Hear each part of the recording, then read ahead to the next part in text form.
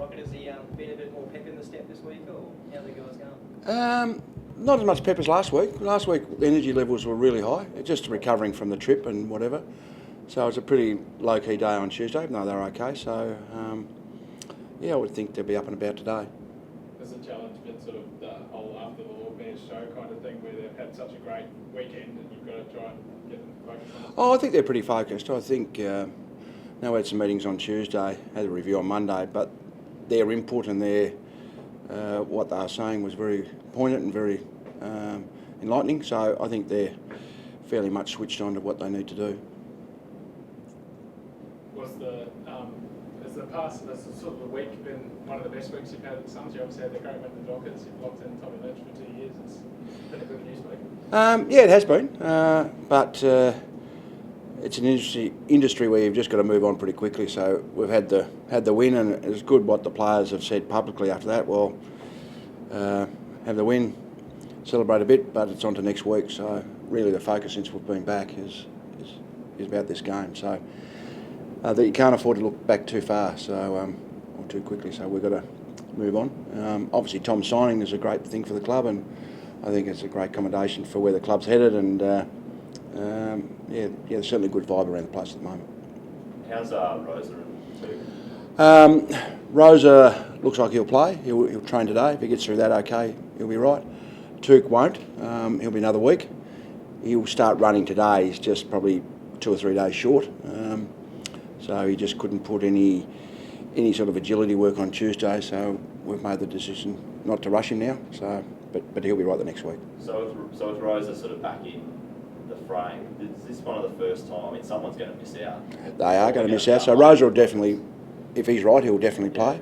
And if Touk was right, he'd definitely play as well. So there will have been 2 players that miss. At this stage, there'll be 1, and we'll work that out there after training. That must be a nice spot as probably one of the first time. I guess you've got so many available for a start, but just that someone unlucky is going to miss out. I guess that's yeah, but sure, he gets that depth, gets that fight for the spot. So if anyone gets a chance, they've got to be able to perform while they're in there. So whoever misses out will be unlucky. But by the same token, they go back to the twos, show the right amount of attitude and effort that they'll get back in when the opportunity arises. What are your thoughts on Carlton, mate? Obviously, sorry, say again. What are your thoughts on Carlton? They've obviously come off two losses to start the season.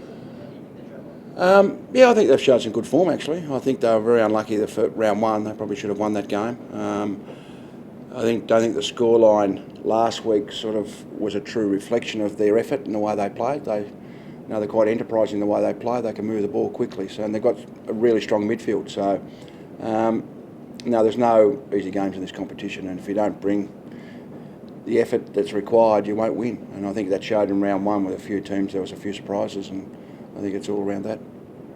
Can you talk about the belief of your midfield now?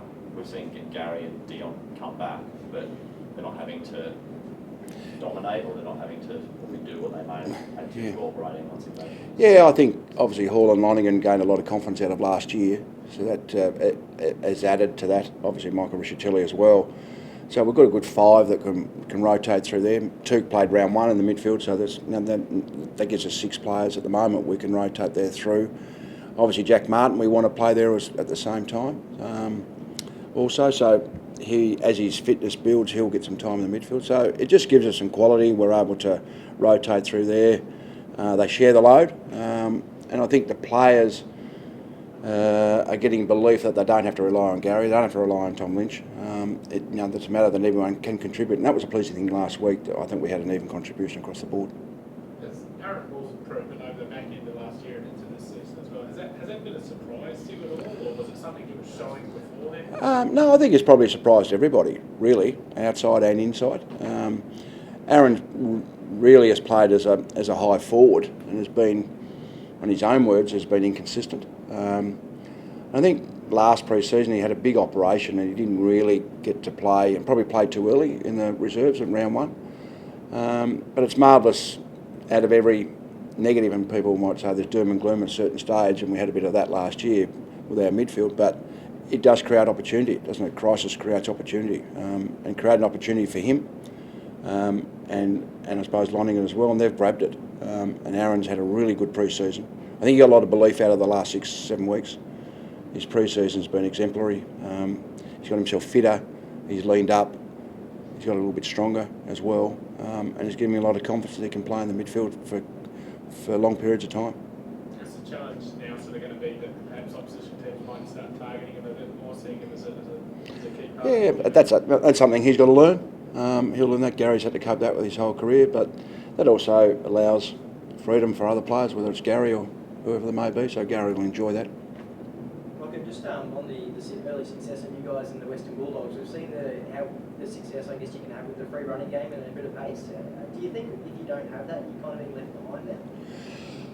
I think it's too early to tell. Early indications sort of say that, but I mean, you can not be a quick running side, if that's the right phrase, but still move the ball quickly. Some teams are moving the ball quickly, so certainly the skill level can overcome that, and certainly some pressure. So I think it'll even out in the next 4 or 5 weeks. We'll just see where it all sits, but certainly it's an advantage we've got at the moment, but things can change pretty quickly. It's a question I was going to ask you, Rocket. I know it's only after 2 rounds, but you find the game is a bit more watchable. I think the coaches are obviously looking for more offensive. I suppose as a coach, you never worry about the game being watchable. You worry about. You worry about. I know what you mean. Yeah. I mean, all the feedback really from media and supporters is that the competition's going okay at the moment. I think with the rule changes, that's made the game more continuous. The ball's in play more with the deliberate out of bounds. Players are trying to keep the ball inside the white line, and obviously that 10-metre radius rule with the man on the marks opened it up, maybe enabled teams to play on a little bit more, a little bit quicker. And I think teams are trying to score. I think they tried last year, but it didn't quite work for them. But I think you see that over the pre-season, the teams are trying to score a little bit more because the defensive mechanisms are so good from each team that you've got to be able to move the ball quickly. So, as I said, that may even out a little bit over the next 5 or 6 weeks as injuries kick in, fatigue kicks in. So it'll be interesting to see where it ends up.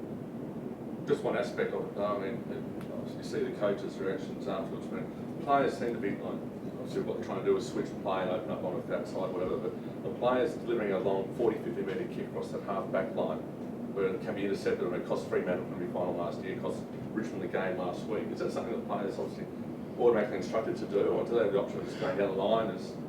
Well, I think change of direction's been there for a long time, 10 or 15 years, 20 years. So I don't think that's anything new. But the risk is so great, though, isn't it? To give up a goal, give up possession on your half. So you're talking about change of direction or kicking long to change direction? Well, either. If you're across the half-back Change line, direction's not really risky. I can't remember too many times teams turned it over. Maybe a long one, but I don't think that's any more than any other year, to be honest. I think teams are trying to get to the fat side all the time, and that's been consistent for a long period of time.